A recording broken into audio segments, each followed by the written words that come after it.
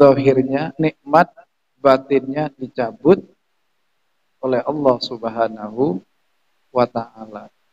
Sama, saya pakai kacamata, zahirnya udah dicabut. Kalau nggak pakai kacamata, nggak bisa. Jadi kalau melihat orang pakai kacamata, tambah gagah, tambah ganteng. Kalau cewek tambah cantik. Itu bukan gagah, bukan ganteng ya, bukan tambah cantik. Dia sakit. Itu namanya kita harus bersyukur tidak pakai kacamata. Ayo lanjut. Wassolatu utawi tambah solawat. Istilahnya solawat, wassalamu dan salam. Iku ala nabiyihi tetap atas Nabi Allah. Wa rasulihi dan utusan Allah. Muhammadin rupani Muhammad ibadal. Wa alihi dan keluarga Muhammad, wa sahbihi dan sahabat Muhammad, alladzina orang-orang, saru yang berangkat, sopo alladzina berangkat berjalan, fi nusroti dinihi dalam menolong, nusroh menolong, dinihi agama Allah, sairon dengan jalan, hasisan yang cepat, wa ala atbaihi dan atas pengikut alladzina, alladzina orang-orang, warisu yang mewariskan sopo alladzina, ilmahum ing ilmunya alladzina. Jadi kita ini ikut sahabat, sahabat ikut Rasul, itu yang diikuti itu ilmunya. Kita harus ikut ilmu. Kita di Universitas Darul Ulum, kita mewarisi ilmunya Hadratus Syekh Dr. Kiai Haji Musta'in. Kita ambil ilmunya. Kita tidak mengambil yang lain, ilmunya yang diambil. Warisan ilmu inilah sebenarnya yang bikin merubah manusia. Kalau kita ingat Nabi Sulaiman pertama kali itu disuruh milih antara ilmu dengan menjadi raja. Disuruh milih. Nabi Sulaiman memilih ilmunya. Ketika ilmunya didapati, maka dunianya ikut. Dunianya yang ikut. Rasulullah Shallallahu Alaihi Wasallam dulu juga begitu. Ketika dakwah, disuruh berhenti dakwah, minta berapapun uang, minta berapapun emas, akan diberi oleh kufar Quraisy, asalkan jangan menyebar ilmu Islam, agama Islam. Rasulullah malah memilih menyebarkan Islam, ilmunya yang diambil oleh Rasul. Apa yang terjadi? Semua milik Rasul. Uhud yang sekarang kandungan emasnya tinggi, yaitu milik Rasul. Sampai malaikat bilang, kalau memang ingin Rasul, gunung Uhud saya jadikan emas. Rasulullah nggak mau. Loh, sampai sekarang tanah di Arab, gunung Uhud itu lebih mahal daripada emas. Lebih mahal lokasinya. Ibaratnya kalau di sini tanah di Jakarta itu harganya sudah tinggi menjadi emas dibandingkan harga di daerah luar Jakarta. Jadi harganya udah tinggi, apalagi di Arab Saudi. Sepetak 1 meter udah harganya Bukan jutaan, tapi sudah miliaran. Kalau di Jombang kan kotanya 1 meter masih 6 juta apa 12 juta tanah. Itu dibeli sama orang. Itu namanya kalau kita ngejar ilmu, maka dunianya akan ikut. Tapi kalau ngejar dunia, ilmu belum tentu ikut. Makanya di sini al ulama warasatul anbiya. Apa warisannya? Ilmu. Kita kembali lagi ke Hadratus Syekh Dr. Kiai Haji Mustahil. Kalau diambil ilmunya, saya yakin akan tambah berkembang. Ilmunya yang diambil ya. Kalau dunia diambil, dibagi habis. Tapi kalau ilmu dibagi kepada orang bukan tambah habis, malah tambah banyak. Itulah ilmu. Ayo lanjut dulu. Wal ulama'u utawi beberapa ulama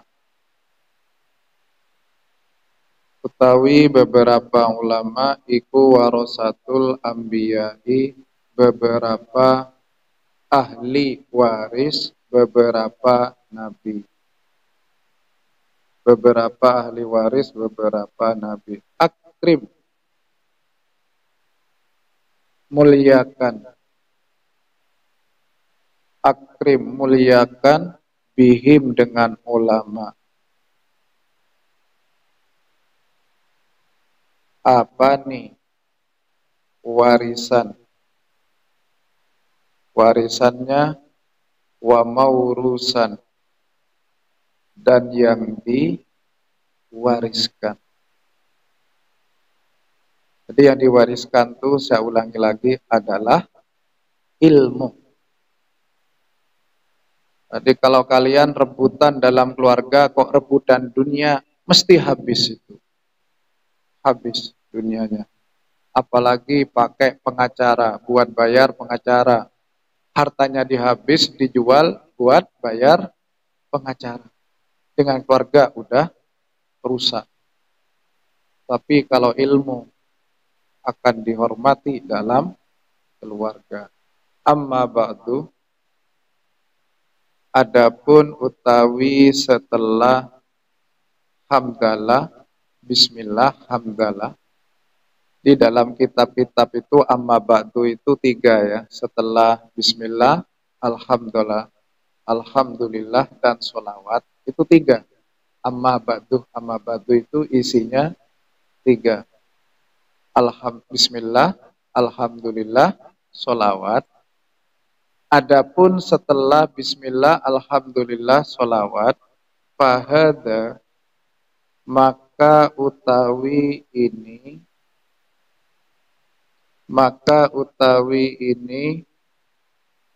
kitab iku mukhtasarun, ringkasan. Kitab ini ringkasan, yastamilu, mengandung apa kitab, atau hada, mengandung apa hada, ala usulil adillati, atas dasar beberapa dalil, al-hadisiyati, yang bangsa hadis, lil ahkami, untuk beberapa hukum, asyariyati, yang bangsa syariat.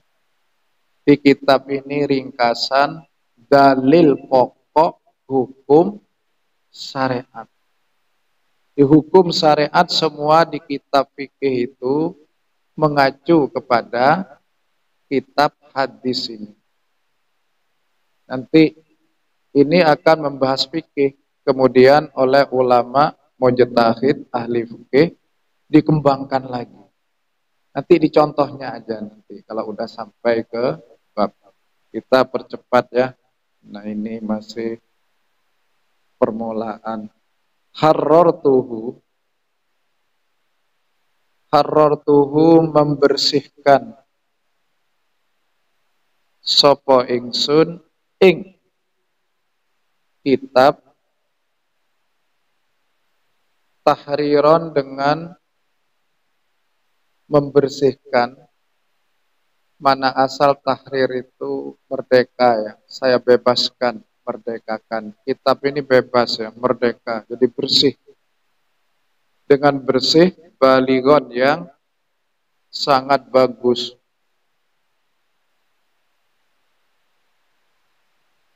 Liyasiro supaya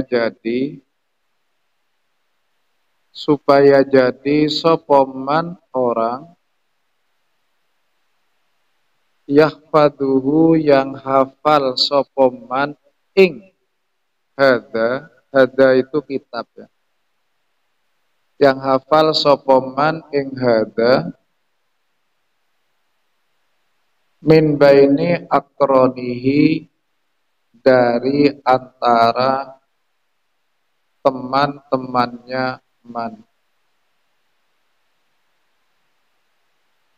Nabigon yang tinggi derajatnya.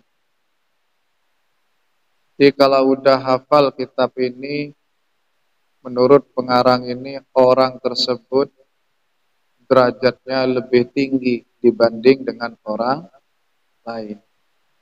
Derajatnya akan lebih tinggi. Pasti aja wong namanya hafal. Jadi hafal kitab ini, ringkasan ini ya mesti lebih tinggi daripada yang tidak hafal. Enak kalau ini pendek-pendek. Makanya diringkes nanti. Wayasta'inu dan minta tolong.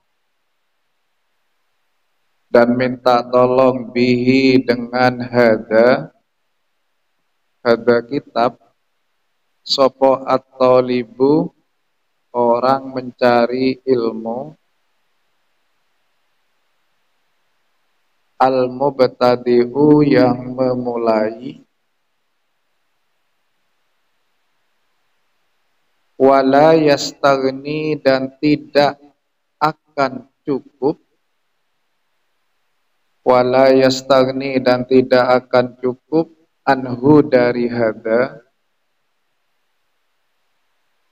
sopo ar-raghibu orang yang senang ilmu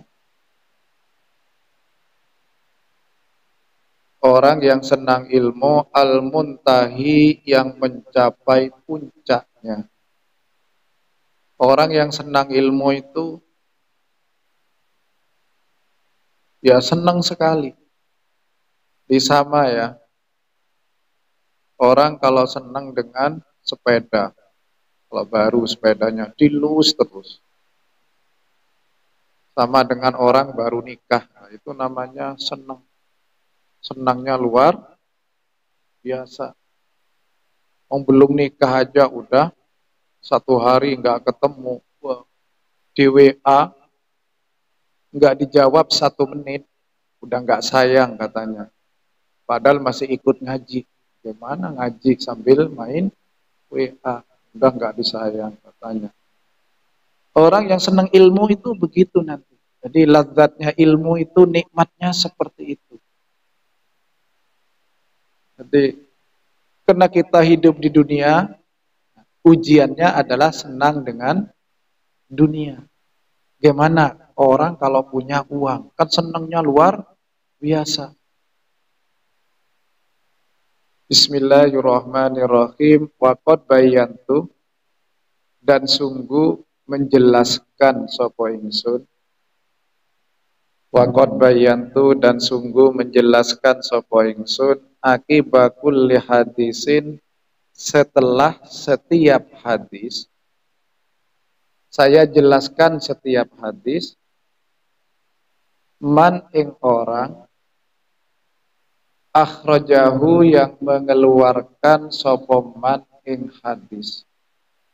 Nanti saya keluarkan siapa yang mengeluarkan hadis ini. Riwayatnya siapa, rawinya siapa. Minal a'immati bayani beberapa imam. Imamnya nanti saya sebut siapa yang meriwayatkan hadis.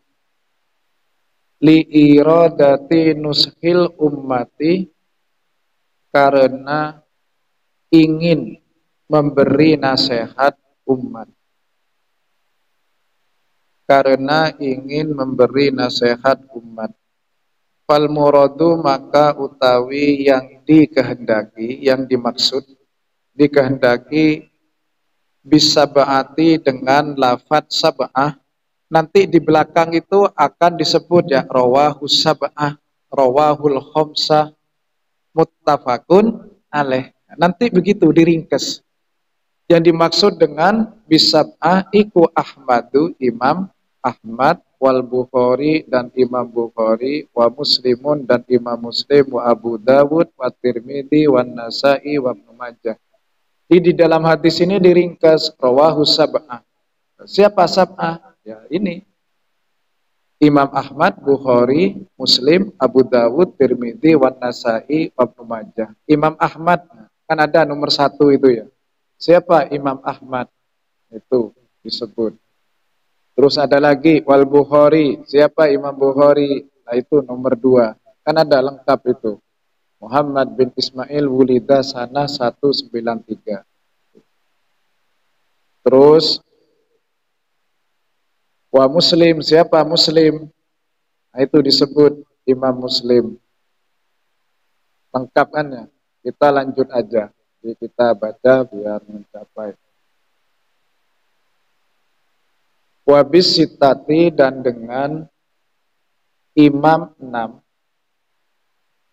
dan dengan imam 6, man orang, ada yang lain siapa man, Ahmada ing Imam Ahmad. Di selain Imam Ahmad berarti sudah imam 6. Wabil khamsati, dan dengan imam 5, man orang, ada yang lain siapa man, Al-Bukhari ing Imam Bukhari, wa Musliman, dan Imam Muslim. Nanti di dalam hadis ini kalau ada rawahul khamsah di belakang, ada kalimat rawahul khamsah, itu maksudnya selain Imam Bukhari dan Imam Muslim. Terus wakot akulu, dan kadang-kadang mengucap sapa ingsun, dan kadang-kadang mengucap sapa ingsun al arba'atu imam 4, wa Ahmadu, dan Imam Ahmad. Wabil arba'ati, dan dengan imam 4, man orang, ada selain sapa man as-salasata ing imam 3, al-uwala yang pertama. Jadi kalau imam 4 itu ya selain 3 orang pertama. Wabis salasati, dan dengan imam 3, man orang atau imam, ada yang lain sapa man hum ing salasah. Di imam itu sebenarnya hanya 7 ya, yang populer 7. Siapa 7? Ya tadi ini Ahmad, Bukhari, Muslim, Abu Dawud, Tirmidzi, Nasa'i, wa Ibnu Majah. Lanjut, wa bisalasati man adahum, wa ada, dan lain sopoman al akhirati yang akhir. Wabil muttafaqi alaih, dan dengan muttafaqu alaih. Ini kan sering ketemu dengan hadis muttafaqun alaih. Nah, itu maksudnya Al-Bukhari wa Muslim. Jadi kalau ketemu kitab dengan istilah muttafaqun alaih berarti rawinya Bukhari, Muslim. Kalau langsung rawahu sab'ah kembali lagi berarti 7 orang, Imam Ahmad, Bukhari, Muslim, Abu Dawud, Tirmidzi, Ibnu Majah, An-Nasa'i, itu semuanya. Berarti hadisnya hebat. Luar biasa hadisnya. Yang terakhir, waqad la adzkuru, dan kadang tidak menyebut sapa ingsun. Kadang tidak menyebut sapa ingsun. Ingsun itu saya, ma'ahuma serta Bukhari Muslim, ghairahuma ing selain Bukhari Muslim. Wama utawi riwayat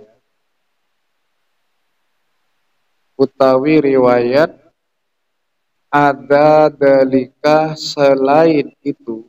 Kalau ada riwayat lain, bahwa maka utawi ma iku mubayyinun dijelaskan.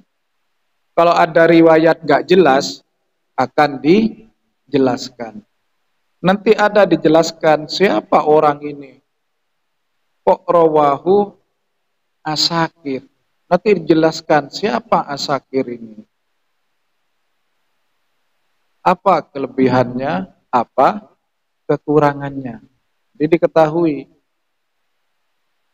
Jadi disebut, oh ini misalnya lemah dalam bidang ucapannya. Oh kalau begitu riwayatnya dianggap lemah. Oh ini lemah di dalam, umpamanya ada rawi hadis itu disebut, ini sering lupa. Nah ini, orangnya cerdas, pinter, alim, tapi sering lupa. Kacamatanya taruh di atas sini dicari. Di kacamata. Kacamata. Cari. HP dicari. Padahal ditaruh di saku. Direk HP ku. Nah itu dijelaskan nanti. Orang ini alim, pinter. Tapi hadisnya do'if. Loh kok do'if? Pelupa. Ongko comoto ae. Dele dok kene lah.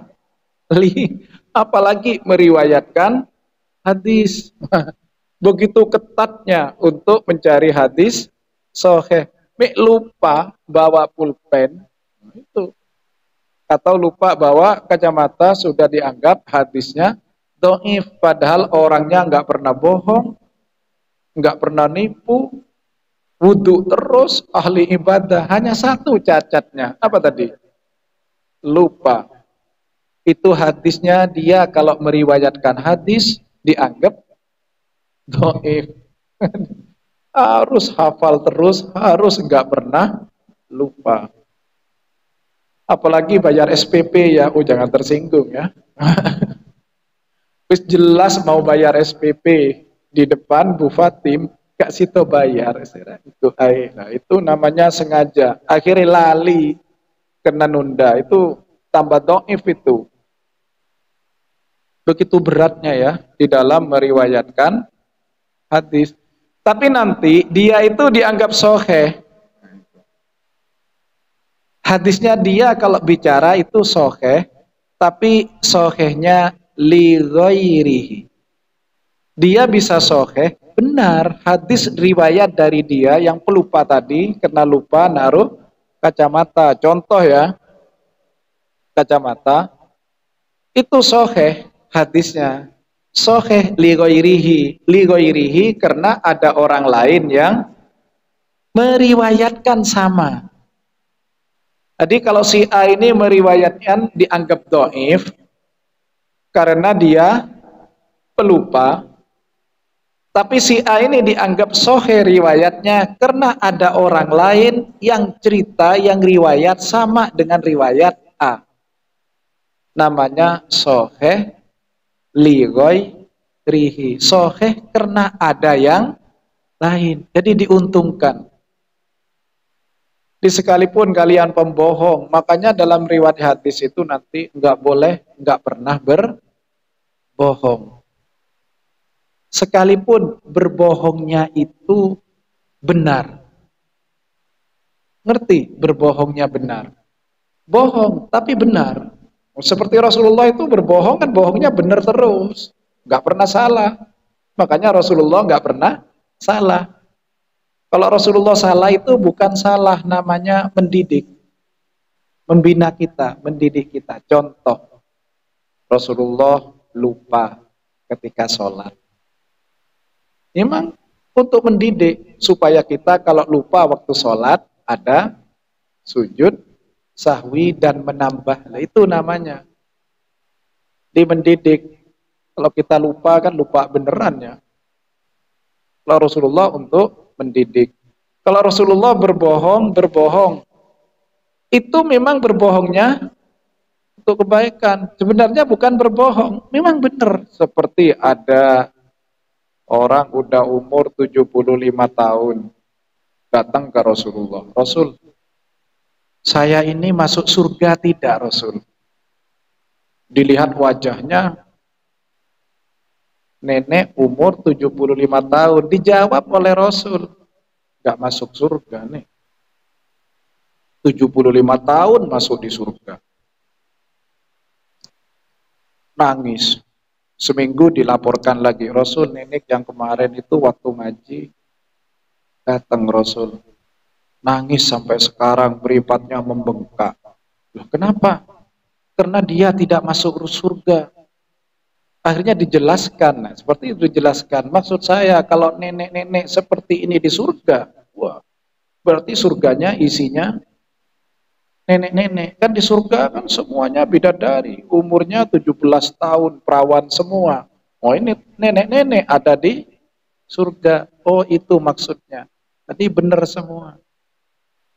Yuk kita lanjutkan ya. Kita butuh roti. Aihada, kalau ngaji itu aihada, karena jadi mubtada ya. Artinya utawi ini. Ai itu artinya. Artinya utawi ini. Iku kitabut toharoti. Kitab sesuci. Jadi kitab itu tulisan, catatan tentang bersesuci. Babul miyahi aihada, artinya utawi ini iku bab beberapa air. An Nabi Hurairah radhiyallahu anhu qala berkata Abi Hurairah, ini diringkes ya. Qala dawuh sapa Rasulullah sallallahu alaihi wasallam fil bahri, dalam air laut. Kalau makna panjangnya dalam membahas air laut. Gak usah panjang-panjang, dalam air laut. Huwa utawi al-bahru, air laut. Iku at-tahuru, suci menyucikan. Apa ma'uhu, airnya. Al-bahru, al-hillu, yang halal. Apa maitatuhu, bangkainya. Al-bahru. Akhrajahu, mengeluarkan ing hadis sapa al-arba'atu, imam 4. Enak diringkes, dikeluarkan oleh imam 4. Siapa imam 4? Ya selain Imam Ahmad, Bukhari dan Muslim. Ya, yang di depan itu diingat lagi. Siapa aja kalau begitu ya, mulai Imam Nasai, nah, itu Imam Tirmidzi, Abu Dawud. Nah, itu disebut yang di 4 depan itu. Kan tinggal nyebut begitu. Kalau ingat 7 aja. Jadi rawahul arba. Dia nggak usah disebut. Nah, ini ditambah lagi wabnu Abi Saiban dan Ibnu Abi Saiban, ditambah Ibnu Abi Saiban. Walafdu utawi lafat hadis, lafadznya hadis ikulahu bagi Ibnu Abi Saiban. Wasohahahu, dan mensohehkan ing hadis. Ini disohehkan ing hadis sopo Ibnu Huzaimah wa Tirmidzi. Yang meriwayatkan tuh banyak sekali ya, ditasheh lagi, dibenarkan oleh Ibnu Huzaimah dan Tirmidzi. Warawahu, dan meriwayatkan ing hadis sapa Malikun wa Syafi'i wa Ahmad. Banyak sekali, berarti hadisnya nih hebat, hadis masyhur. Tadi air laut itu suci menyucikan, nggak akan pernah najis. Di laut tapi lah bukan diambil dikasih apa? Najis ya, najis. Kalau di laut, nah, kalau di laut itu enak, mandi di laut itu langsung suci semuanya. Makanya orang punya ilmu hitam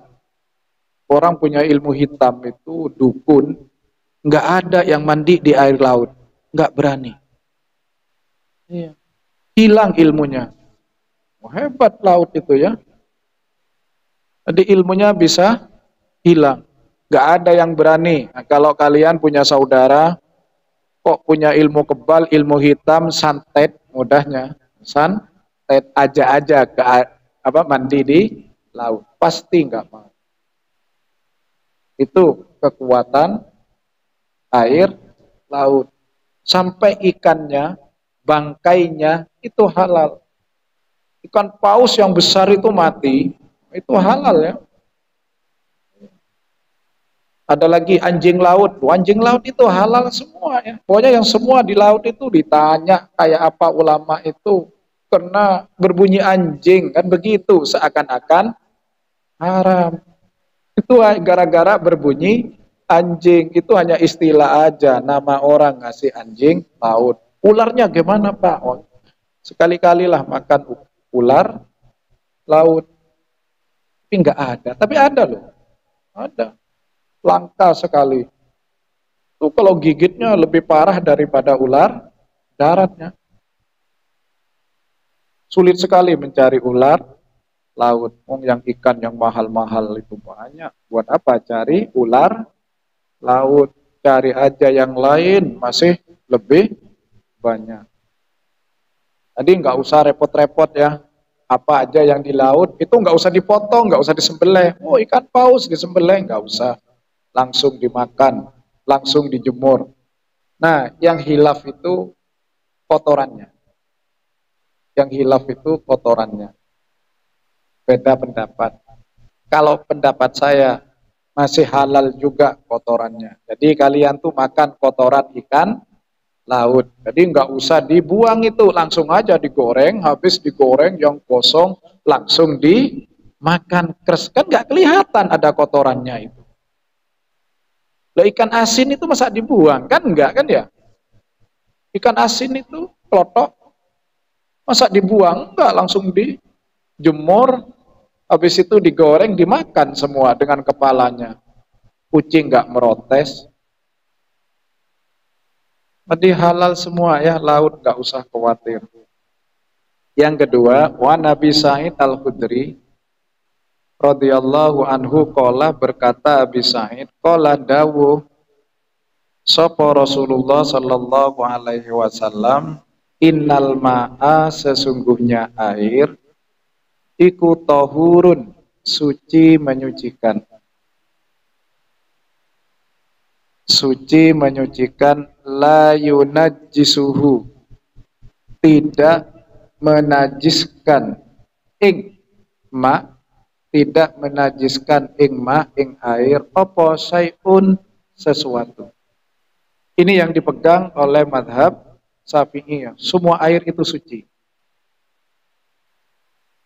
Jadi kalau kamu ketemu di mana ada air, air ini adalah suci. Jangan berpikiran negatif. Air ini suci apa najis ya? Kok ada di sini ya? Kamu bikin, berarti kamu yang bikin, was-was bikin ragu. Anggap aja suci. Di air di belakang sini semua, kan banyak ini ya. Kok kamu ragu? Ini apa suci apa enggak nih? Kalau saya sejak dulu di sini semua ini, di belakang sini, umpamanya kok kelihatan kotor, tetap saya anggap suci. Karena saya mengikuti hadis, pokoknya suci. Udah buat wudhu, selesai. Pak, itu ada tainya lah, beda lagi. Kamu kan udah tahu ada tainya. Beda lagi kalau begitu. Kalau kita nggak tahu loh, lihat semua bening, bersih, nggak ada apa-apanya, kamu nggak usah ragu. Wah, ini benar-benar suci. Nggak ada yang menajiskan. Kok diem-diem langsung najis, nggak ada. Itu makanya ini fikih. Kemudian ulama itu beda pendapat lagi. Kalau airnya sedikit, kan begitu. Tadi kalian melihat, loh ini Pak, ada najisnya ini Pak. Ada tainya tikus. Makanya oleh ulama fikih, kalau kurang satu kullah, ya najis. Kan begitu. Kalau lebih dari dua kullah, nah berarti masih suci. Atau kurang dari dua kullah yang disebut najis, tapi airnya mengalir, berarti suci. Itu udah ulama fikih istilahnya berijtihad. Oh, kalau mengalir itu suci terus. Oh, kalau banyak lebih dari dua kolah berarti suci terus. Kalau mau was-was ke air yang hanya sedikit, kurang dua kolah buat bersesuci. Itu namanya huda ijtihad ulama. Sama nih yang lagi viral ya di Gus Baha tentang anjing. Dulu kan anjing nggak najis. Yang membuat najis itu kan madhabnya Imam Syafi'i. Oh di sini nanti ada ini. Iya. Oh ada nanti, ada di belakang. Bukan di belakang, apa halaman berikutnya. Itu tentang anjing. Ada hadisnya di sini. Tidak apabila anjing itu menjilat ahada inaikum salah satu wadah kalian faliyal tasil, maka hendaklah dibasuh sabaan 7 kali. Ida walagot, apabila anjing mendilat ahada inaikum salah satu wadah kalian. Jadi kalau anjing itu menjilat wadah ya, anggaplah piring atau gelas, itu dijilat oleh anjing, maka hendaklah dicuci 7 kali. Caranya nyuci 7 kali. Pemahaman madhab Syafi'i. Pemahaman madhab Syafi'i. Tapi bukan Imam Syafi'inya ya, yang mengikuti Imam Syafi'i. Oh kalau begitu itu najis. Apa tadi? Piring itu najis. Kalau Imam Malik enggak.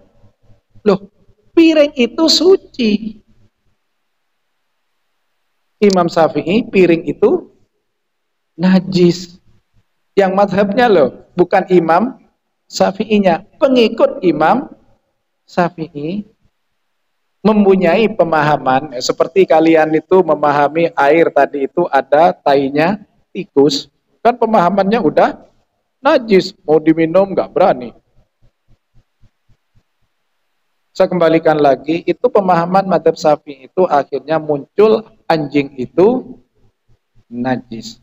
Kalau Imam Malik enggak, wadah ini enggak najis, hanya cara nyuci 7 kali, selesai.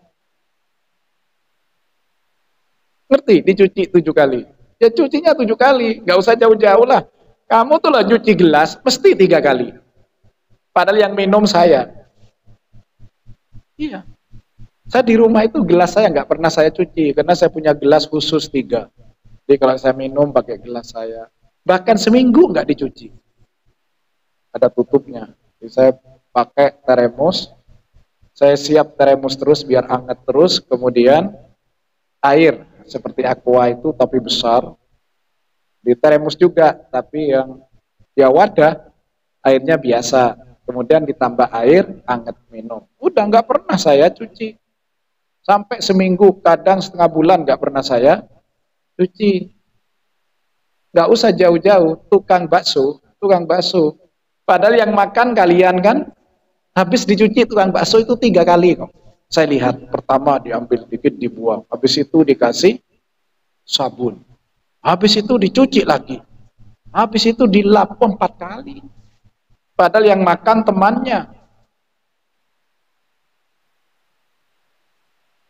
Kalau saya di kantor FAI, kalau minum itu bekas Bashafe, Ustadz Muhtadi, semua itu nggak pernah saya cuci, langsung saya minum. Ustadz bekas saya, iya Ustadz, kalau ada penyakitnya yang sampean dulu yang sakit. Prinsip saya begitu. Nanti kalau ada penyakitnya yang sakit dulu, Ustadz saya enggak. Nah, permasalahannya kan kita minum bekas itu loh. Apa? Bekas sih. Makanya saya di rumah itu kalau beli bakso, enggak pernah saya cuci bekasnya istri saya, bekas anak saya. Habis udah pakai bekasnya itu aja. Buat apa dicuci lagi? Maaf ya. Kadang dicuci tukang baksonya satu timba.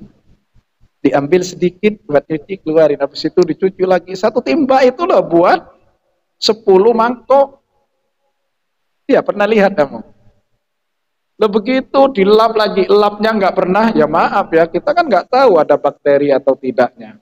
Makanya kalau saya bekas anak, bekas kuda itu aja sama. Toh bekas anak sendiri. Niru siapa? Aisyah. Kan lagi ngetren tuh. Bekas apanya Rasul itu? Bekas minum Rasul kan? Nggak usah dicuci. Jadi yang udah punya suami, kayak kamu itu loh, kalau ada pacaran kan begitu. Kalau masih pacaran, bekas temannya ya, diminum. Ya kalau udah punya suami, nggak mau bekas suaminya, itu terlalu parah ya. Jangan, kalau bekas suami itu langsung aja. Nah, itu namanya, loh ceritanya kok sana ya? Itu ceritanya air. Jadi pemahaman kita dengan anjing kan begitu ya. Dianggap anjingnya yang najis. Wadahnya kalau udah dijilat baru harus dicuci 7 kali. Nah, pemahaman saya ulangi lagi, pemahaman Imam Malik maksudnya 7 kali itu ya 7 kali dicuci itu biar benar-benar steril. Kalau habis diminum manusia kan cukup 1 kali nyucinya. Bahkan yang saya katakan berapa? Bisa 4 kali. Jadi nggak usah repot-repot ya. Kalau hanya punya temannya, punya siapa? Roy Sotin, kok dipinjem temannya, gitu wes langsung aja, podo nganggo apa itu santri ya. Yang santri yang satunya minum, nggak apa-apa, sama. Nggak usah dicuci dulu. Habis diminum, risatin terus temannya minum, dicuci dulu. Nggak usah dicuci ya. Langsung aja bekasnya minum. Apalagi itu bekasnya guru kamu ya. Wah, bagus kalau ada punyai itu. Iya, dulu itu begitu ya. Kan sekarang jarang. Dulu itu Dr. Kiai Haji Musta'in Romli habis minum, beliau paham, nggak pernah habis minumnya. Bukan apa? Ngerti? Biar diminum oleh santrinya. Saiki kan gak, kalau guru ini dintekno muridnya ya. Gak umat ya muridnya ya padha ae. Bekase Pak Irfan gak enak loh. Tapi jero ati ngomongi. Iya, seharusnya bekas ustadz itu seperti yang saya katakan tadi. Kalau ini memang ada racunnya, ya ustadz duluan yang mati yang kena racun. Cara berpikir positif, jangan pikiran negatif. Itulah air ya, suci menyucikan. Lanjut ya. Wa Nabi Umamah al-Bahili radhiyallahu anhu qala, berkata Abi Umamah.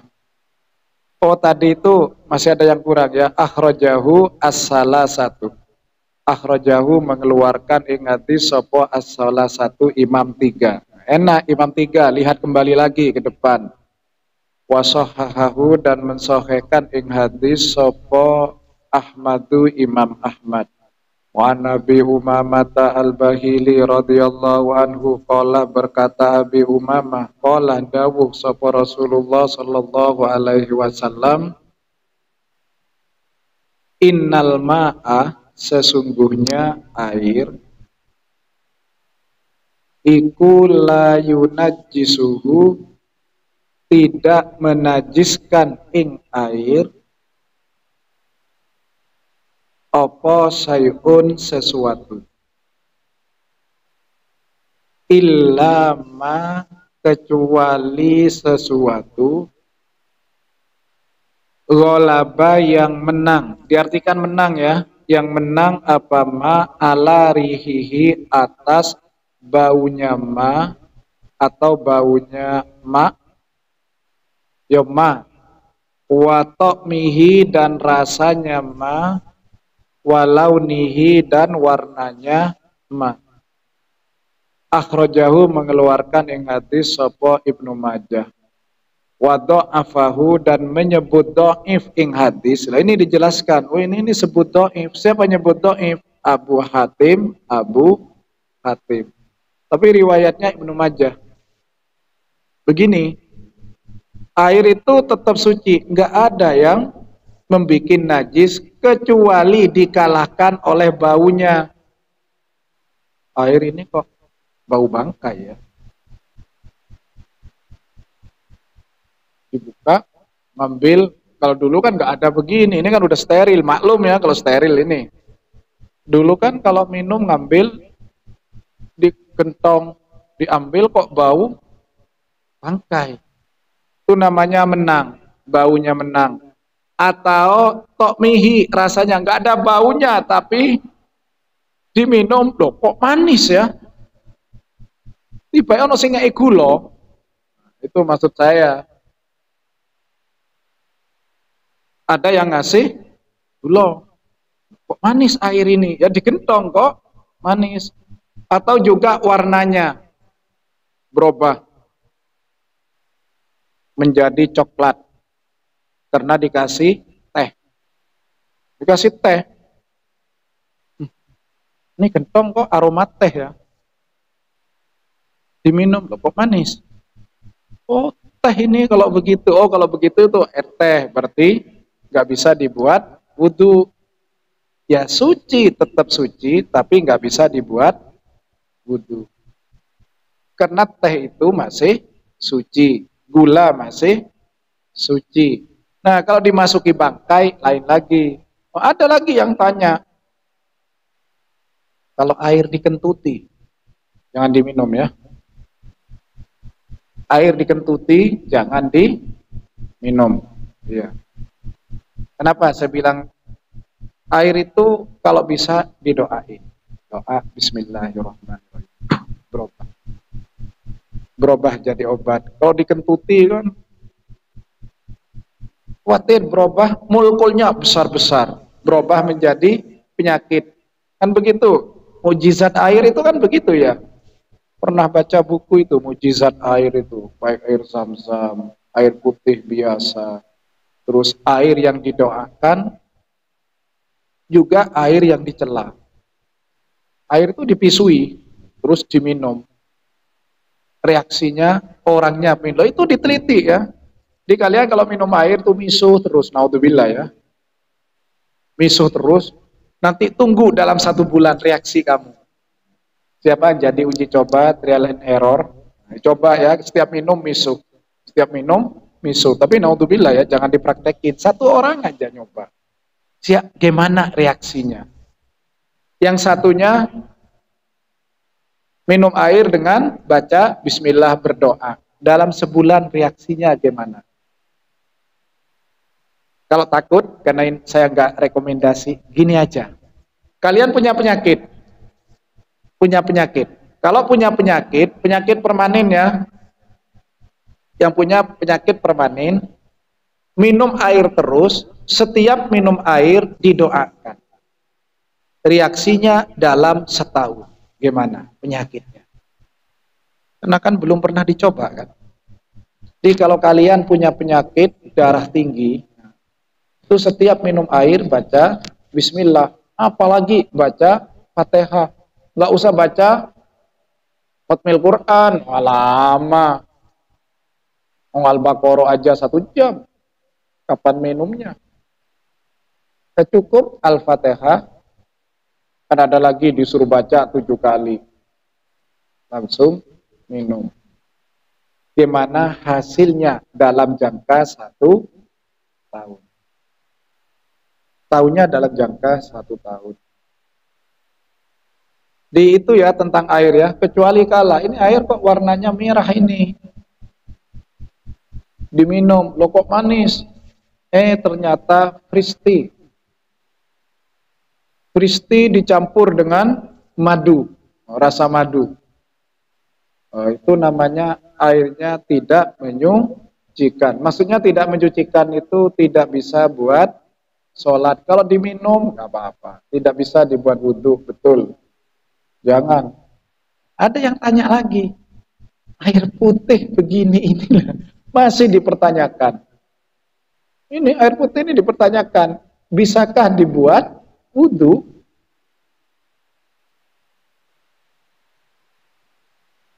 Nah, ini pertanyaannya yang bagus ya. Kalau kamu minum kan berubah ya rasanya ya. Kan ada tuh warna oranye, kalau diminum kan agak pahit itu. Yang ada warna oranye itu. Airnya tetap putih, tapi ini kan warnanya biru. Kan ada yang oranye tuh agak mahal itu. Saya nggak nyebut merek masalahnya. Ini bagus juga ya mereknya ini. Kalau minum kan agak pahit. Kalau rasa pahit katanya ada penyakitnya, kan begitu. Nah itu dibuat wudhu boleh atau tidak. Nah disitulah butuh analisis lagi. Kembali lagi, air itu suci menyucikan, beres. Gak usah diteliti. Ini kok pahit? Ada apa aja nih? Gak usah, baca aja di sini kandungannya, ingredient, air murni, selesai. Baru dibuat wudhu. Nggak usah diteliti, habis kamu kalau pikir neliti. Udah ya, selesai pas jam 2. Semoga bermanfaat bagi kita semua. Amin ya rabbal alamin. Ayo kita doa dulu sebelum kita akhiri. Bismillahirrahmanirrahim. Likanil quluba bi asriha wa birrusli arsili mulukan tawadat sa'altu bi ainil izzi ya rabbi nadratan tu'izzu biha qadari wa bil izzi urtifat.